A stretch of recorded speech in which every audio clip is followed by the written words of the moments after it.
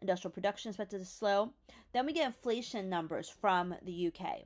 As I said, we have inflation numbers from a lot of countries this week, and we also get inflation numbers from the UK. And both manufacturing and services reported stronger prices, so we could get hotter CPI. We talked about retail sales already and how higher weekly wages and the possibility of pre-tariff buying could drive up demand and lead to stronger retail sales. Bank of Canada expected to leave interest rates unchanged. And then we get some more Fed speak, Powell speaking this week, important to listen to. Then Wednesday evening, we have the Australian labor market numbers. We did have a very weak number the previous month. So snapback is back as expected, especially with Australian PMI services and PMI manufacturing numbers improving. And then Thursday, we have the Philly Fed Index, which is also interesting, and that should be market moving. But before that, we have the ECB rate decision. As you can see here, market expects a 25 basis point rate cut from the ECB. So the ECB rate decision followed by the ECB press conference at 8:45 will be very, very important to listen to.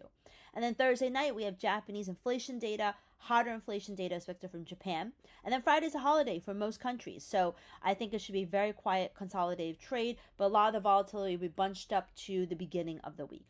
Now let's take a look at some charts. This is Euro. Euro's been very, very strong, and it's rose to its strongest level, actually, since February of 2022.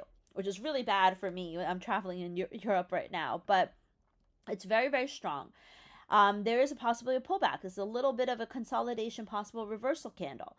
It went all the way up near 115. So I think there's a possibility it could fall back to 112 and even 111 and still maintain its overall uptrend. I think the overall trend should remain higher, but there is scope for a pullback this week with Eurozone zoo survey as well as ECB rate decision. Dollar yen, the dollar has been under significant selling pressure. And if you look at the monthly chart, you can see support is basically coming in at 140 in dollar yen.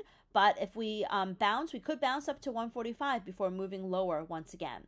Dollar Swiss, similar story, but dollar Swiss is weaker than dollar yen. If we get a bounce, it's in such a strong downtrend.